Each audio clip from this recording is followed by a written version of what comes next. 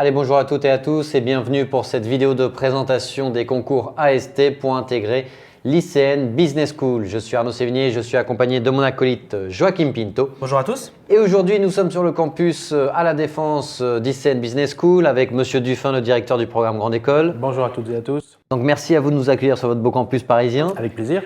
Et nous sommes également avec une étudiante de l'ICN, Ivana. Ivana, donc tu es en M1 à ICN et tu vas pouvoir nous parler de ta préparation au concours, ce qui fait que tu as réussi à intégrer le programme Grande École en première année. Elle est en L3. En L3. Allez, c'est parfait. Bonjour. Bonjour à tous. On va voir la slide du sommaire s'afficher avec les différentes parties. On verra dans un premier temps le calendrier et les frais d'inscription, les statistiques avec surtout le nombre de places par concours, l'épreuve d'admissibilité qui est le test de logique, les épreuves d'admission, c'est-à-dire les épreuves orales. Et on terminera avec Joachim avec les 5 raisons de candidater à ces concours AST. Commençons dès à présent par la première partie, calendrier et frais d'inscription, jingle.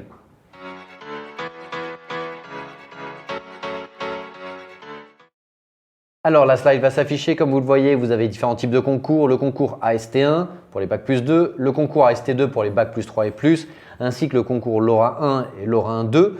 À chaque fois, c'est un concours qui est propre à ICN, Monsieur Dufin.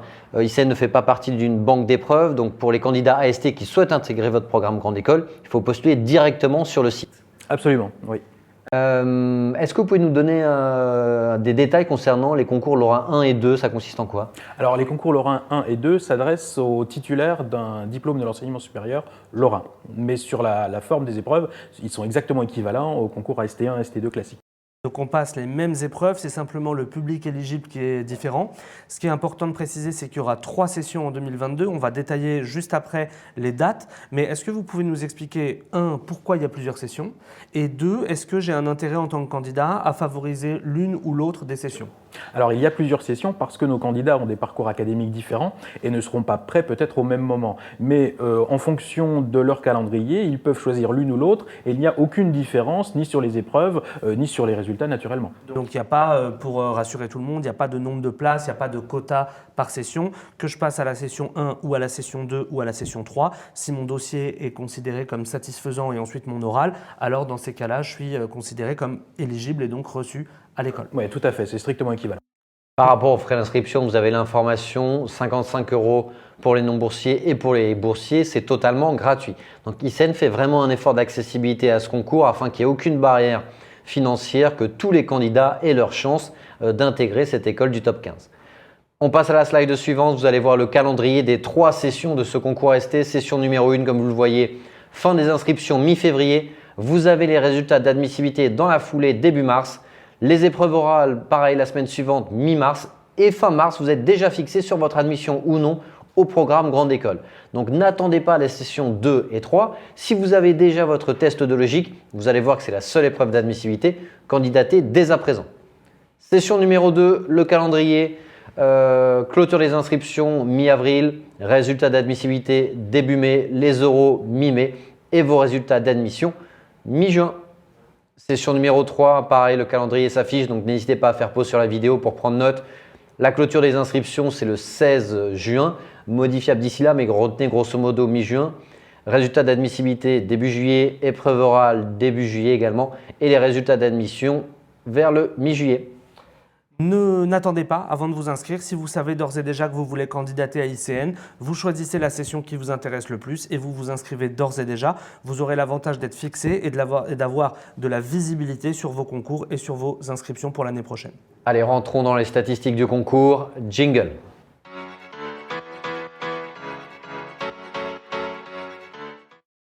Alors les statistiques, c'est le nombre de places. Vous le voyez, AST1 100 places, AST2 200 et pour les LoRa 1 et 2, 100 et 150 places. Juste une question, Monsieur Dufin, est-ce qu'il y aura une liste d'attente ou pas concernant les concours AST par exemple? Non, il n'y a pas de liste d'attente. Donc en fait, dès qu'on a les résultats d'admissibilité, c'est oui ou non et on sait directement. Sachant que le nombre de candidats augmente chaque année, c'est une école qui est sur une dynamique très positive. Donc encore une fois, on retrouve ce qu'on vous disait juste avant. N'attendez pas avant de candidater, vous allez être de plus en plus nombreux chaque année à le faire parce que c'est une école qui a pas mal de perspectives. D'ailleurs, on vous invite à aller voir la vidéo qu'on a tournée ce matin même sur le programme Grande École d'ICN et vous allez voir qu'il y a vraiment beaucoup de choses intéressantes. Donc inscrivez-vous, à la fois ne vous censurez pas, on va voir juste après sur les épreuves, et à la fois prenez-y-vous à l'avance, vous ne le regretterez pas. On va rentrer dans le vif du sujet avec l'épreuve d'admissibilité qui vous est demandée. Jingle.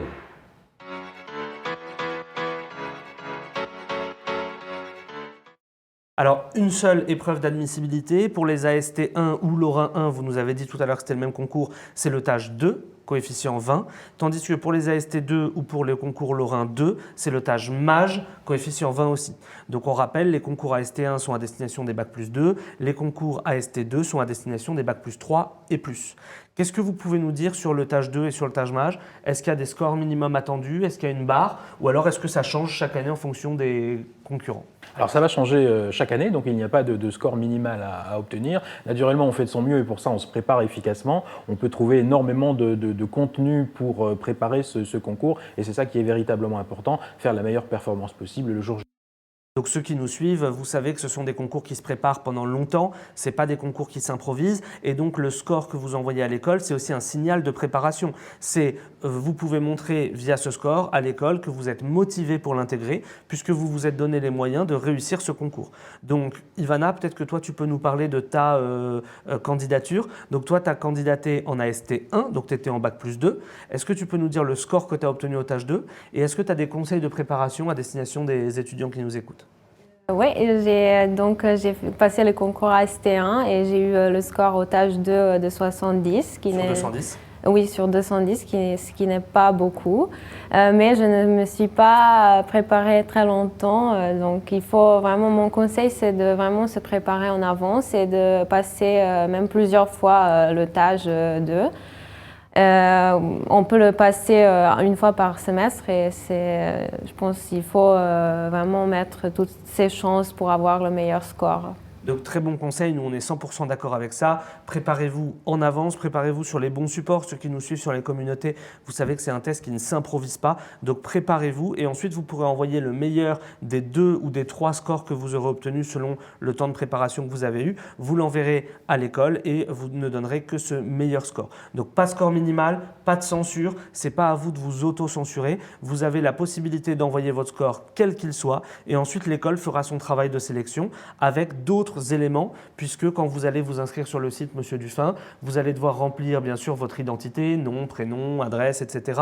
Vous allez devoir remplir une pièce d'identité et vous allez devoir aussi remplir un CV en ligne. Donc ce CV en ligne qui servira aussi de support, ça nous fera la transition avec l'épreuve orale d'admission. C'est ça.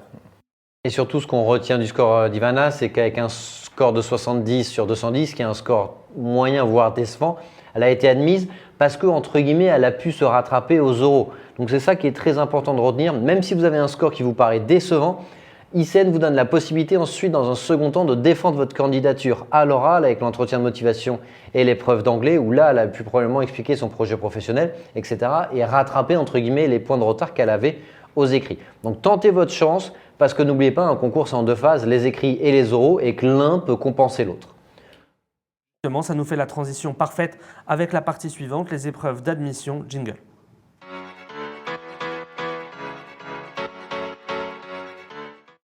Alors tout à l'heure, on a vu coefficient 20 pour le test de logique, ça peut paraître beaucoup, 20, mais en fait quand on compare aux épreuves de motivation et l'entretien d'anglais, on va voir que ce coefficient 20, il est tout à fait rattrapable. Donc surtout, pas de panique si vous avez eu un score décevant, essayez de faire de votre mieux, mais si jamais vous avez eu un score décevant, c'est tout à fait rattrapable à l'oral en cas d'admissibilité. 2 épreuves, qu'on soit en concours AST1 Lorrain 1 ou en concours AST2 Lorrain 2, ça ne change rien. On a un entretien de motivation qui dure 30 minutes et qui est coefficient 25 et un oral d'anglais qui est coefficient 15. Donc on voit que les coefficients sur l'oral sont de l'ordre de 40 alors que les coefficients sur l'écrit sont de l'ordre de 20. Donc vous avez 2/3 des coefficients qui sont attribués à l'oral. Donc pas de panique si vous avez eu un score décevant. Peut-être, Monsieur Dufin, vous pouvez nous détailler en commençant par l'entretien de motivation. On sait qu'à ICN, c'est un entretien de motivation en 2 parties. On pourrait dire, vous m'arrêtez si je me trompe, 15 premières minutes à peu près à la louche, un entretien de motivation classique. motivation du candidat, projet professionnel, motivation spécifique pour l'école. Et une deuxième partie d'entretien qui là fait beaucoup plus parler les candidats autour d'un jeu de cartes. Alors, est-ce que vous pouvez nous détailler ces deux parties? Alors la première partie, bon, très classique, hein, le candidat va faire la présentation qu'il a préparée et le jury va rebondir avec un certain nombre de questions liées à ce que le candidat a évoqué ou bien ce qu'il a pu écrire sur le CV dont on a parlé tout à l'heure. Donc ça peut occuper une durée variable, mettons la moitié par exemple de l'entretien, et ensuite on enchaîne avec un exercice un petit peu particulier qui s'appuie sur des cartes à jouer et sur lesquelles des objets sont représentés. Alors quels objets? Vous allez trouver des marteaux, une carte du monde, un pot de stylo, une calculatrice, vraiment très variés. Et le jury va poser des petites questions, on ne va pas parler de problèmes, enfin des situations particulières, et demander au candidat de répondre en s'appuyant sur ces objets. L'objectif pour le candidat, c'est d'être un peu créatif, de ne surtout pas rester au premier degré en indiquant par exemple qu'un marteau sert à enfoncer des clous, mais plutôt aller voir quel est le symbole qui se cache derrière ce marteau, ça peut être la violence, la force, peu importe, et donc de formuler ses réponses sur la base de ces objets, la plupart du temps qu'il va pouvoir choisir parmi tout un ensemble. Le type de question dépend véritablement du jury et de ce qui a été évoqué auparavant. Donc on va par exemple avoir « racontez-moi une histoire ». On va avoir sur un candidat par exemple qui est passionné de foot, qui est l'avant-centre, qui est le gardien de but, par quel objet peut-il être représenté. Donc quelque chose qui n'est pas véritablement préparable à l'avance comme peut l'être un entretien classique, mais qui va donner au jury pas mal d'indications sur la capacité du candidat à aller au deuxième degré, à être créatif et à résoudre, si j'ose dire, des micro-problèmes à l'aide de ces cartes. Une première partie un peu plus académique, un peu plus travaillable, un peu plus préparable, qui va tourner autour du projet professionnel, des forces et des faiblesses du parcours du candidat, donc des choses qu'on peut travailler. Et nous, on vous invite bien sûr à réfléchir à vos motivations spécifiques pour l'école. D'ailleurs, allez consulter la vidéo consacrée au PGE, ça va vous donner énormément une mine d'or d'informations, mais aussi à ce qu'on a fait, à nos forces, à nos faiblesses. On n'a pas forcément tout réussi et le jury est là pour voir si on a du recul sur ces expériences. Et une deuxième partie qui est un petit peu moins travaillable, on va dire une partie un peu plus spontanéité, sur laquelle on va voir comment on réagit face à un jeu de cartes. Ivana, est-ce que toi tu peux nous détailler ces deux parties de l'entretien? Comment s'est passée ta première partie et est-ce qu'il y a une carte ou deux qui t'ont marqué particulièrement sur la deuxième partie? Dans la première partie, j'ai parlé de mon propre parcours, ce que je voudrais faire aussi comme projet professionnel. Et ensuite, j'ai choisi des cartes. Par exemple, je me rappelle d'une carte que j'avais choisie, c'était la planète, que j'avais choisie parce que ça me rappelle moi, ma personnalité, parce que j'aime bien découvrir et apprendre les nouvelles choses. Et parce que tu viens de l'international aussi, oui, tu es arrivée en France assez tard. Oui.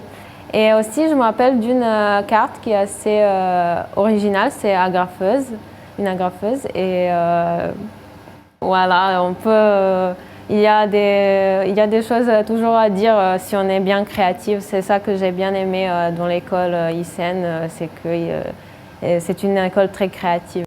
Très clair. Et sur la première partie, là pour le coup, c'était un entretien classique, donc un jury bienveillant, Monsieur Dufin, c'est peut-être l'occasion de le rappeler, qui est là pour comprendre. Est-ce que ça s'est bien passé, ta première partie d'entretien? Oui, ça s'est super bien passé. Oui. Ok, super. Merci pour ces précisions. On va à présent passer à la partie suivante, jingle. On peut couper ça là ? Alors la partie contact, n'hésitez pas à prendre note si jamais vous avez des questions sur les concours, sur votre procédure de candidature, d'admissibilité et d'admission, s'il y a un bug ou quoi que ce soit. Vous envoyez un mail à admission@icn-rtm.com, vous avez les numéros de téléphone et vous avez le lien d'inscription pour les concours AST, que ce soit AST1 ou AST2. Vous pouvez également les trouver dans la description de cette vidéo. Donc n'hésitez pas, si jamais vous avez des questions relatives à votre inscription. Ceci étant dit, n'hésitez pas d'abord à passer par nous. On est là pour répondre à vos questions sur les communautés. Vous nous suivez depuis pas mal de temps. Donc d'abord, vous allez sur le site ou sur la brochure qui est extrêmement détaillée. Ensuite, vous allez nous contacter si jamais vous n'avez pas eu votre réponse. Et enfin, en dernier recours, vous allez contacter l'école si jamais vous avez besoin de précisions supplémentaires. Allez, à présent, on va passer aux 5 raisons qui font que vous devez, selon nous, absolument candidater à ce concours. Jingle.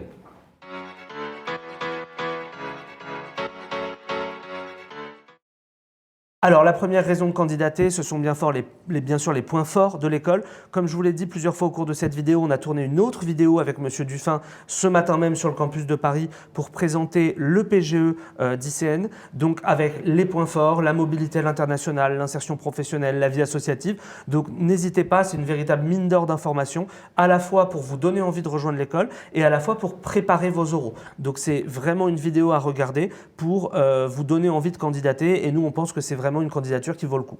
Raison numéro 2, il y a une seule épreuve d'admissibilité. Comme vous l'avez vu, il n'y a que le test de logique, tâche 2 ou tâche MASH selon votre concours. Donc aucune raison de ne pas candidater. Ça vous fera soit une candidature d'entraînement si jamais vous êtes intéressé par d'autres écoles, ou alors même votre candidature du plan A. Donc quel que soit votre profil, quelles que soient vos ambitions, il faut intégrer cette école à votre plan de candidature.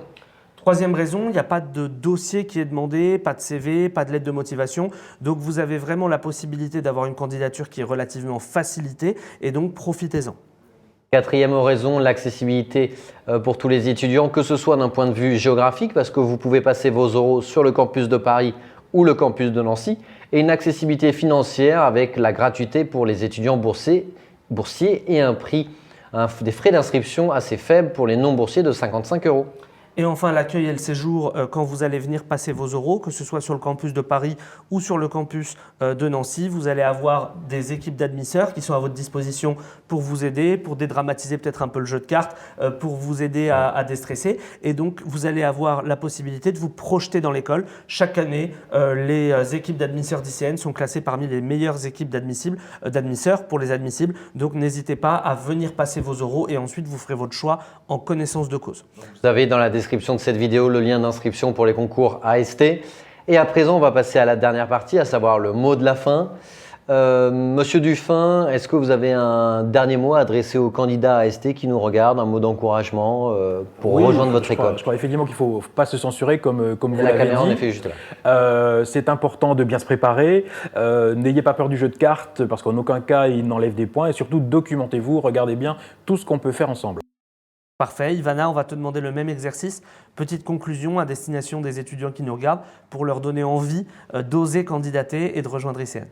Ce que je peux vous dire, c'est de ne jamais baisser les bras et même si vous étiez déçu de votre résultat dans les écrits, vous pouvez toujours vous rattraper aux oraux. Merci Monsieur Dufin, merci Ivana pour la clarté de ces informations.